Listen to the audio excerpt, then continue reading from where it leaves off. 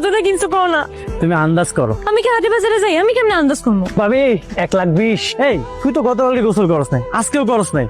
গোটা ভালো মতো পরিষ্কার কর। ভাই আমি গোসল করি আর না করি এটা তো কুরবানির গরু, এটা আমি 3 বেলা ঠিকই টাইম করে গোসল করাম, আমরা কোনো চিন্তাই করি না। ভাবি কেসে আইছিলাম একটা কামে, মনে হয় এতক্ষণ শুনছেন। এই গ্রামের সবচেয়ে বড় গরুটা আমি কুরবানি দিতেছি, দাম হইতেছে 1,20,000। গরিব দুঃখী মানুষের লিস্ট করতেছিলাম।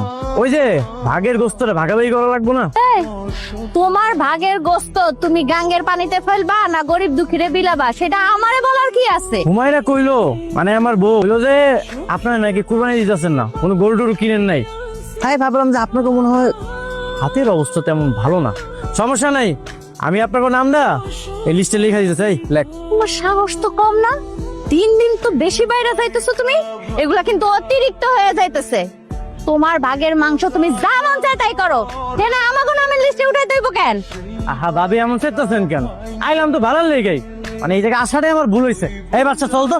কি রে, কি হয়েছে? কোনো ঘটনা কি? ঘটনা কি বুঝতেছো না? তুমি তো এখন পর্যন্ত গরু ছাগল কিছুই কিনো নাই, সে তো এই এলাকার সবচেয়ে বড় গরু কিনছে, দাম বলে 1,20,000 টাকা। সেগুলা ফকির মিসকিনে বিলাইতে হইব না? সেই ফকির মিসকিনের লিস্টে আমগো নাম উঠাইতেছে।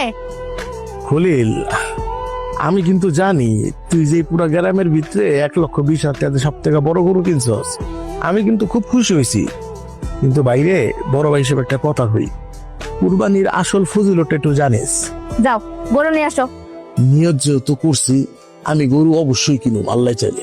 দেবো কইলে তো হইব না, তুমি গেলা আর একটা গরু ধরা নিয়ে আইলা, আমি তো সেটা মানবো না।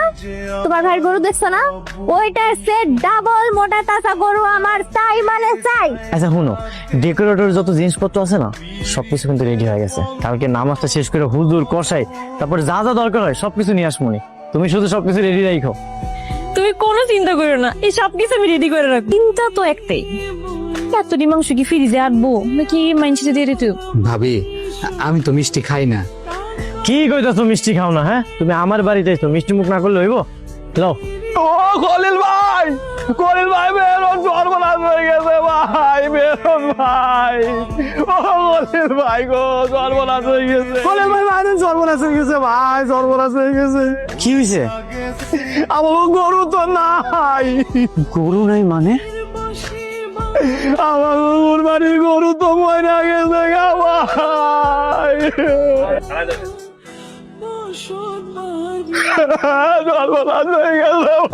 ভাইজান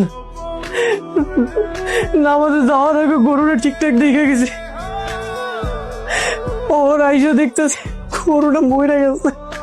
একটা কাম হইলো, কত টাকা দিয়ে গরুটা কিনলো। এই গরুটা যদি এমনি, গরু কেনা তো দূরের কথা, একটা ছাগল কিনার টাকা নাই আমার কাছে। কি কষ্ট এরি? ও ভাইজান আমি টাকা পয়সা ধার দেনা করে এই বড় গরুটা কিনছিলাম শুধুমাত্র আমার নাম ফোটানোর লেগে। ভাইজান এই যে এত টাকা পয়সা আমি ধার দেনা করছি, এখন এই টাকা পয়সা আমি কেমনে দিব? আমার না মাথায় কাজ করতেছে না। মন খারাপ করবি না, আমি